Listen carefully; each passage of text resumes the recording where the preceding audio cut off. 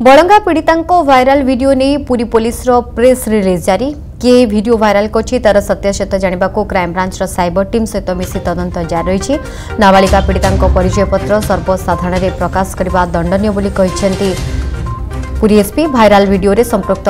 समस्त विरुद्ध में आईन अनुजाई कार्यानुष्ठान होब बोली पुलिस कही।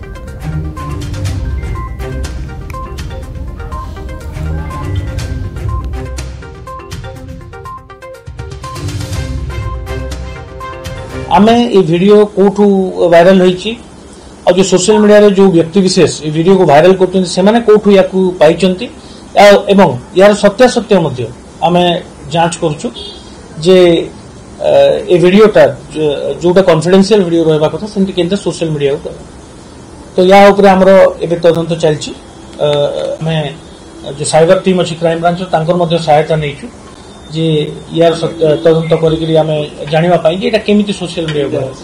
किंतु मो एतिकी कहि रखबो चाहे जे इन्वेस्टिगेशन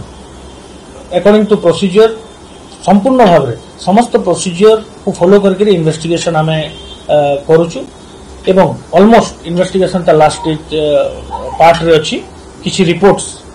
जे फॉरेंसिक लैब इत्यादि हमर हस्तगत हेले आमे संपूर्ण भाव रे इन्वेस्टिगेशन को सारी यथाशीघ्र कोर्ट रे समस्त कागज पत्र दाखल करिबु।